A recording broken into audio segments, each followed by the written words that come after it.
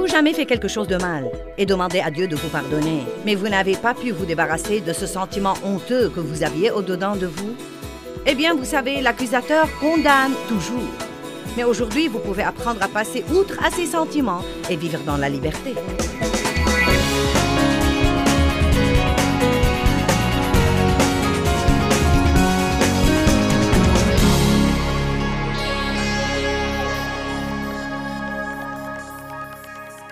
Galates 6, 8 à 10.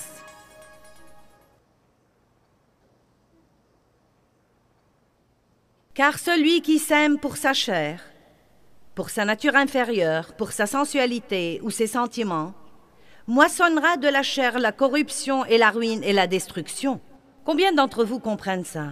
Si vous vivez d'après vos sentiments, vous moissonnerez la ruine, la corruption et la destruction. Mais celui qui sème pour l'esprit, moissonnera de l'esprit la vie éternelle. Ne nous décourageons pas et ne nous lassons pas d'agir noblement et de faire le bien, car nous moissonnerons au temps convenable si nous ne nous relâchons pas, ni perdons courage, ni faiblissons, ni abandonnons. Donc ces versets nous disent que nous sommes censés faire le bien pour une période de temps, bien que nous ne voyions pas un bon résultat. Bonjour. Peut-être que vous aurez à bien traiter quelqu'un longtemps avant de voir un changement en lui. Peut-être que vous aurez à lui montrer l'amour de Dieu jusqu'à ce que vous sentiez que vous ne pourrez pas faire ce qu'il faut un jour de plus, car vous ne voyez aucun changement, vous ne voyez aucun résultat. Nous ne devons pas faire le bien juste pour avoir un résultat, nous devons faire le bien parce qu'il est bien et parce que c'est ce que Dieu nous a demandé de faire. Je vais répéter car je ne veux pas que vous le manquiez. Nous ne faisons pas le bien pour avoir quelque chose de Dieu, mais nous faisons le bien à cause de ce que Dieu a fait pour nous et pour sa miséricorde incroyable. Tant que nous faisons le bien pour avoir un résultat, je crois que le diable peut jouer avec ça. Il peut intervenir et jouer avec ça. Vous devez payer la dîme et donner les offrandes, car c'est bien. Et vous moissonnerez des fruits. Mais la Bible dit, tant que la terre subsistera, les semailles et la moisson ne cesseront pas. Mais nous devons le ralentir et le dire comme il faut. Tant que la terre subsistera, il y aura un temps pour les semailles. Et longtemps,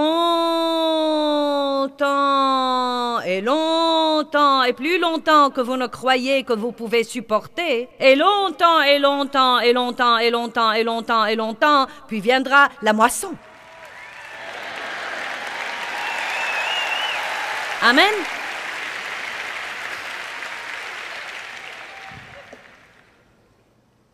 Puis il dit, et j'aime le verset 10, « Ainsi donc, pendant que nous en avons l'occasion, pratiquons le bien envers tous, non seulement en faisant ce qui leur est utile, mais encore en faisant ce qui est pour leur bien et leur avantage spirituel. Songez à être une bénédiction, et surtout envers les frères en la foi. » Maintenant, ces versets particuliers m'ont changé la vie radicalement, car j'ai compris quand je les ai lus que si je voulais marcher dans l'amour, je devais le faire exprès et je devais penser au moyen d'être une bénédiction pour les autres et non pas attendre d'avoir envie d'être une bénédiction.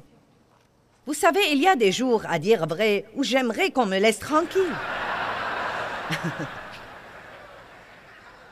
Mais ce n'est pas parce que je le ressens que ça doit arriver. Il y a eu une époque dans ma vie où, si j'avais envie qu'on me laisse tranquille, je pouvais être désagréable et méchante et rien qu'à ma grimace, je pouvais faire comprendre aux autres « Laissez-moi tranquille ». J'ai découvert que si je voulais vraiment glorifier Dieu, quels que soient mes sentiments, je devais toujours être gentil avec les autres, car ce que je ressens n'est pas leur problème.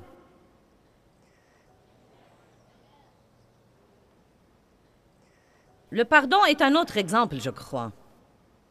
Vous ne pardonnez pas à quelqu'un juste parce que vous en avez envie ou non. Il y a des sentiments qui entrent en jeu quand quelqu'un vous blesse ou vous fait du tort ou quand vous rencontrez une injustice dans votre vie. J'avais beaucoup de sentiments après 15 ans d'abus sexuels de la part de mon père.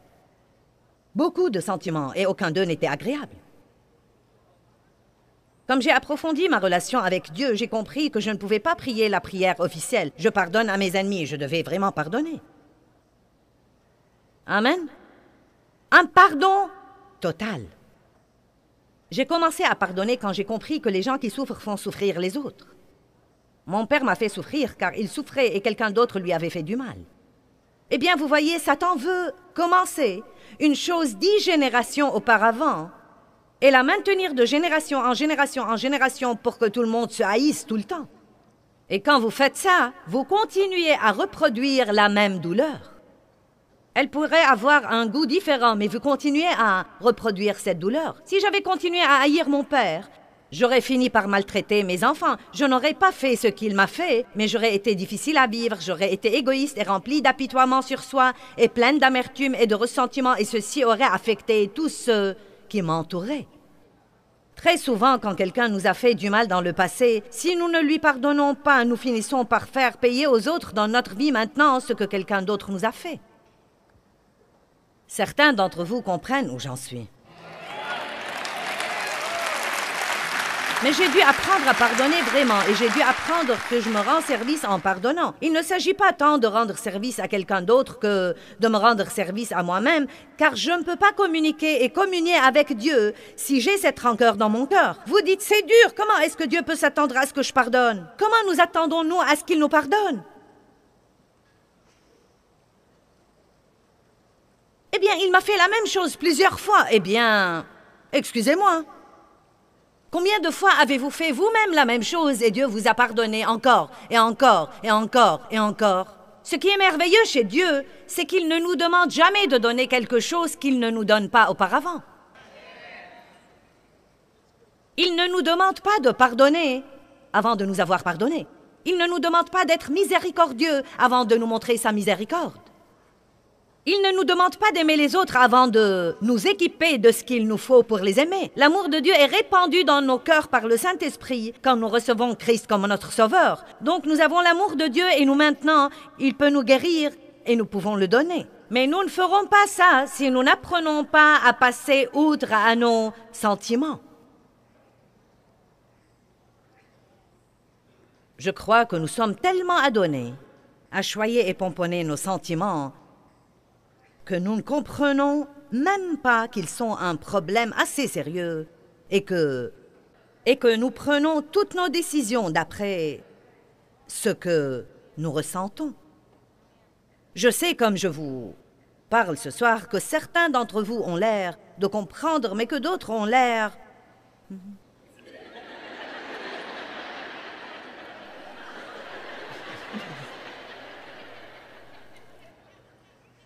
À quel point est-ce que vous laissez vos sentiments gérer votre vie?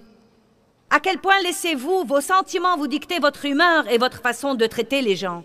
À quel point est-ce que vous laissez vos sentiments vous dicter ce que vous dites? Oh, il y a quelqu'un là-bas qui a l'air d'avoir saisi celle-ci. Éphésiens 4, 26.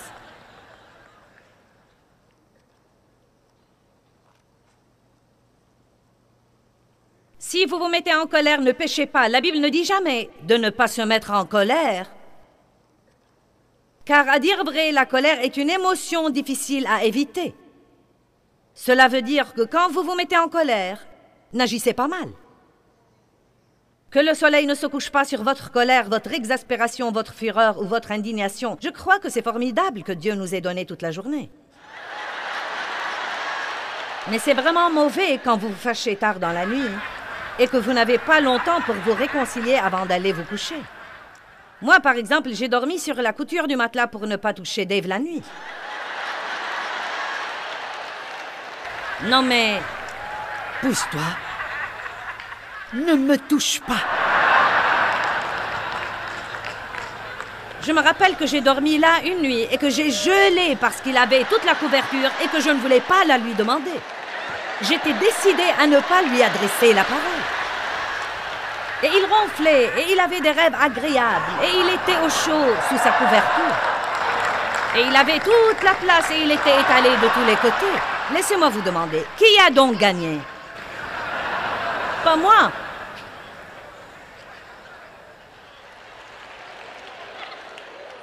Maintenant, verset 27. Ne donnez pas une telle place ou une telle prise au diable. Ne lui donnez pas une telle occasion. Arrêtez d'ouvrir une porte au diable par laquelle il peut entrer et ruiner votre vie par l'amertume, le ressentiment et le non-pardon. Eh bien, je n'y peux rien. Vous savez, quand j'ai finalement décidé de ne pas vivre offensé, et écoutez-moi, toutes ces choses commencent par une décision. Après avoir pris la décision, vous étudiez et vous étudiez et vous étudiez et vous étudiez et vous étudiez sur ce plan. Car plus vous étudiez quelque chose, plus vous nourrissez votre esprit, plus vous devenez fort sur ce plan. Ça ne suffit pas d'écouter quelqu'un prêcher un message, vous devez étudier. Et l'étude diffère de la lecture. Et donc, étudiez et étudiez et étudiez. Prenez la décision et étudiez. Et la prochaine fois que quelqu'un vous blesse et vous exaspère, et que vous avez les mêmes sentiments que vous aviez avant, et que vous savez que si Dieu ne vous aide pas, il n'y a pas moyen que vous puissiez entrer dans la même pièce que lui, ou lui parler, ou le ménager. Ce que j'ai décidé de faire. Un jour, Dave m'avait exaspéré et je me suis dit, je ne vais pas dormir sur la couture du matelas. Je ne vais pas rester éveillée la nuit et être malheureuse. Je vais me comporter en chrétienne et je vais entrer dans la chambre et je vais lui parler. Je vais voir ce que je peux lui offrir, comme par exemple, chérie, veux-tu boire quelque chose? Vous savez.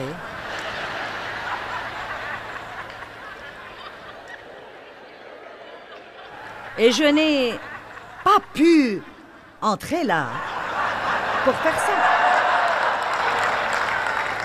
Je suis entrée dans mon bureau, j'ai fermé la porte, je suis tombée sur ma face sur le plancher et j'ai prié, Dieu, je ne vais pas quitter cette pièce avant que tu m'aides et que tu me donnes la grâce d'aller là et de me comporter comme tu veux que je me comporte. Je ne vais pas continuer à écouter des sermons et à acheter des DVD et à acheter des CD et à ne pas faire ce que dit la parole. Et vous savez quoi? J'ai prié et prié et prié. Et je suis sortie du bureau et entrée dans la pièce où était Dave. Je ne me rappelle pas toute l'histoire, mais je lui ai probablement dit quelque chose comme « Je suis désolée que nous nous soyons disputés et je te demande de me pardonner et je veux que nous ayons une bonne nuit. » Et nous nous sommes réconciliés et j'ai eu la paix et la couverture et je n'ai pas eu à dormir sur la couture du matelas. Mais le plus important, c'est que j'ai claqué la porte au nez du diable. Allez, ne vivez pas votre vie fâchée. Et je sais que vous vous dites, mais je n'y peux rien avec mes sentiments. Vous savez, c'est vrai, je suis d'accord. Mais vous pouvez avec votre comportement. Car c'était une révélation pour moi quand j'ai compris que je pouvais ressentir ce qu'il ne faut pas et faire ce qu'il faut. Et il y a des gens ici et des gens qui nous regardent à la télé qui ont du mal à croire ça. Vraiment. Vous pouvez avoir envie d'abandonner, mais persévérer. Vous pouvez avoir envie de garder votre argent, mais décider de donner une offrande et être une bénédiction à quelqu'un. Amen. Vous pouvez avoir envie de rester au lit, mais décider de vous lever. Pas besoin d'avoir envie de faire les choses pour les faire. C'est important d'apprendre que nous ne devons pas vivre d'après nos sentiments. Vous savez, David était un homme qui parlait librement de ses sentiments. Je ne crois pas que nous devons ignorer nos sentiments ou nier nos sentiments ou cacher nos sentiments de Dieu. Dieu est une personne avec qui nous pouvons toujours être transparents au sujet de nos sentiments parce qu'il les connaît. Et c'est bon de décharger, c'est bon de les exprimer et de dire « Dieu, c'est ce que je ressens, mais c'est ce que je vais faire. » Regardons maintenant le psaume 56. Rappelez-vous que Satan veut vous contrôler et qu'il se sert de vos sentiments. Il vous tente de devenir émotif et de faire ce qu'il ne faut pas. Et après avoir réussi à vous le faire faire, il vient comme l'accusateur des frères et vous condamne pour avoir fait la même chose qu'il vous a tenté de faire. Quelqu'un ne l'a jamais expérimenté? Psaume 56, 1. « Aie pitié de moi et use de grâce envers moi, ô Dieu, car les hommes voudraient me harceler ou m'engloutir. Tout le jour, mes ennemis m'oppriment. Ceux qui me guettent voudraient m'engloutir ou me harceler tout le jour. Ils sont nombreux et ils me font la guerre, ô très haut. Au jour où je craindrai, je me confierai en toi. Il n'a pas dit « je me sens confiant », il a dit « je me confierai en toi ». Vous savez, j'ai découvert que je peux monter sur cette plateforme parfois et peut-être manquer d'assurance, mais malgré cela, je décide d'être sûr de moi. Et dès que je décide d'être sûr de moi, les sentiments d'insécurité doivent se soumettre à ma décision et s'en aller.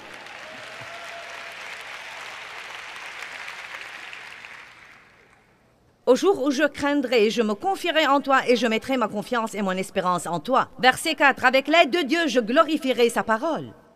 Je m'appuie sur Dieu, je compte sur lui et je me fie en toute confiance à lui. Je ne crains rien. Que peuvent me faire les hommes? Et la crainte alors? Vous savez, la crainte est vraiment un sentiment produit par un mauvais esprit qui nous attaque. Un sentiment. Vous tremblez. Vous êtes angoissé et stressé, vous avez le trac. Vous avez envie de fuir plutôt que de faire face aux choses. Et quand Dieu dit dans la Bible « ne crains pas », il ne vous dit pas de ne pas sentir la crainte. Il vous dit « quand vous sentez la crainte, ne fuyez pas ». Ne cherchez pas à éviter ce que vous êtes censé faire, mais continuez à aller de l'avant et à faire ce que vous croyez que Dieu vous a dit de faire. Josué chapitre 1, verset 3. « Tout lieu que foulera la plante de votre pied, je vous l'ai déjà donné. » Dieu nous a donné la terre, mais nous devons aller la prendre. Et ce qui va arriver, c'est que Satan va venir contre nous et essayer de nous faire reculer par la crainte. Et si vous échouez, et si ceci, et si. Vous me comprenez? Mais j'ai peur. Eh bien, faites-le en ayant peur. Il y a tant de choses que Dieu vous réserve. Vous avez tant de potentiel. Vous ne savez pas comment Dieu peut utiliser ou se servir d'une personne ordinaire. Et vous devez aimer Dieu et être disponible. Et être prêt à sortir de la barque et ne pas fuir les difficultés. Quand David a fait face à Goliath, j'aime ce que dit la Bible à ce sujet. Il regardait Goliath et Goliath était tellement plus grand que lui. Et ses frères et le roi lui ont dit à lui et à tous les autres, « Oh, il n'y a pas moyen que tu le vainques. » Donc il a été découragé par tous ceux qu'il aimait. Et la Bible dit que David a couru à toute vitesse vers la ligne de bataille. Je crois parfois que nous pensons excessivement. Quand vous faites face à votre Goliath, ne pensez pas tellement à lui. Avancez-vous par la puissance de Dieu et vainquez-le. Donc, il dit ce qui suit. C'est ce que je ressens, mais je vais. Utilisez votre volonté pour choisir de faire le bien.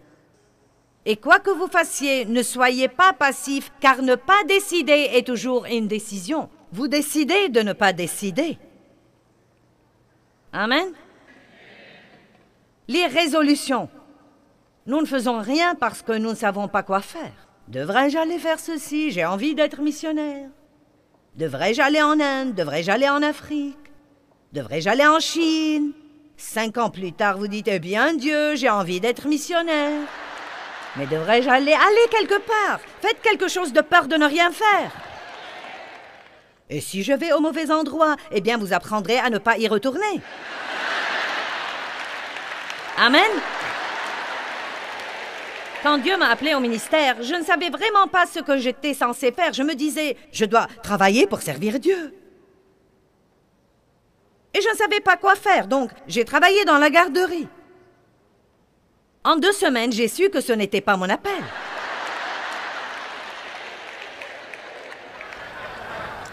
J'ai essayé le ministère de la rue. Je ne l'ai pas aimé non plus. Arrêtez d'être une personne super spirituelle et d'attendre l'apparition de 3 anges et d'attendre 2 prophéties personnelles avant d'aller faire quelque chose. Eh bien, et si je rate Dieu? Et si je rate Dieu? Oh, si je rate Dieu? Eh bien, si vous le ratez, il vous retrouvera, il viendra vous chercher et vous mettre sur la bonne voie. Ne vivez pas dans la crainte. 1 Corinthiens 3, 1 à 3. Jésus est mort pour que vous ayez une vie.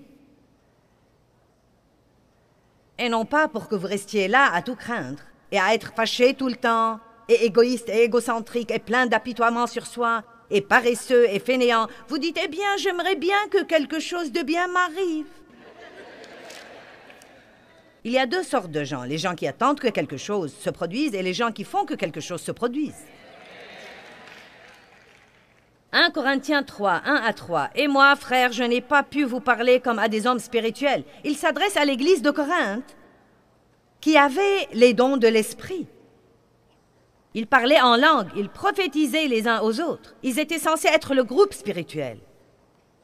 Mais il leur dit, « Et moi, frères, je n'ai pas pu vous parler comme à des hommes spirituels, mais comme à des hommes non spirituels, à des hommes charnels, en qui prédomine et gouverne la nature charnelle. J'ai dû vous parler comme à de petits enfants, dans la nouvelle vie en Christ, encore incapables de parler. » C'est plutôt intéressant car ils parlaient évidemment, mais Paul leur dit, « Vous ne savez même pas parler comme il faut. » Car quand vous devenez chrétien, quelque chose doit arriver à votre bouche. Elle a besoin d'être sauvée. Certains d'entre vous se sentent repentis de leurs péchés, mais leur bouche n'est pas sur l'autel. Puis-je avoir un grand amen? Et nous disons toujours ce que nous voulons dire, et nous le disons quand nous voulons le dire.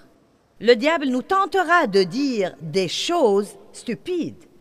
Et dès que nous les disons, il nous accuse et il nous culpabilise pour la chose même qu'il nous a tenté de faire ou dire. Amen. Il est l'accusateur des frères. Je vous ai donné d'huile et non de la nourriture solide, car vous n'étiez pas encore assez fort pour la supporter. Et même à présent, vous n'êtes pas assez fort pour la supporter, parce que vous êtes encore non spirituel, vous avez la nature de la chair, parce que vous êtes sous le contrôle des impulsions ordinaires. Alléluia. Donc, vous vivez d'après vos émotions. Puis il leur dit, tant qu'il y a l'envie et la jalousie, et les disputes, et les dissensions, et les conflits, tant qu'il y a toute cette jalousie et cette envie, eh bien, tu chantes dans la chorale et moi pas. Je suis fâchée.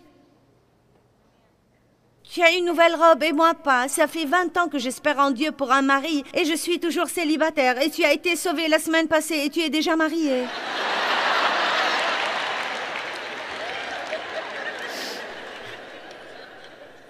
C'est les trucs de la chair. C'est vivre dans cette futilité de ce que vous voulez, de ce que vous pensez et de ce que vous sentez. Je veux, je pense, je sens, je veux, je pense, je sens, je veux, je pense, je sens. Qui s'en soucie? Vivez profondément. Vivez profondément.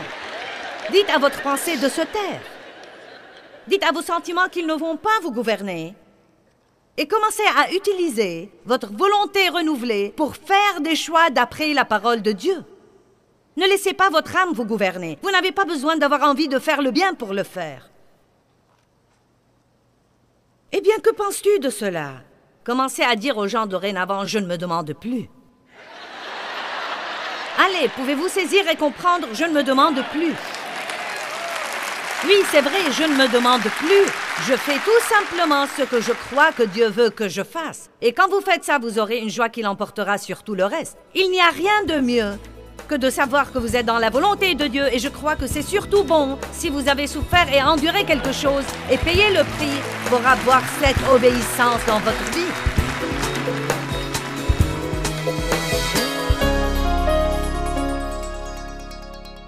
Eh bien, la Bible dit dans Jacques 4,7, « Soumettez-vous donc à Dieu.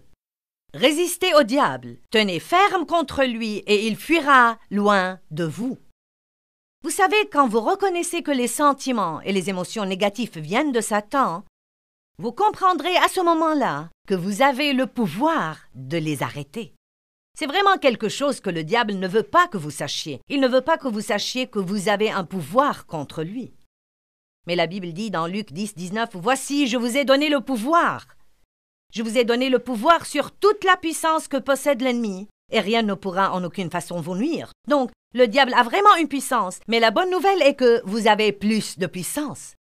Celui qui est en vous est plus grand que celui qui est dans le monde. Vous devez vraiment le croire et apprendre à reconnaître l'ennemi et à libérer tout de suite ce pouvoir contre lui. Plus nous venons tôt contre l'ennemi, plus il nous sera facile de remporter la victoire.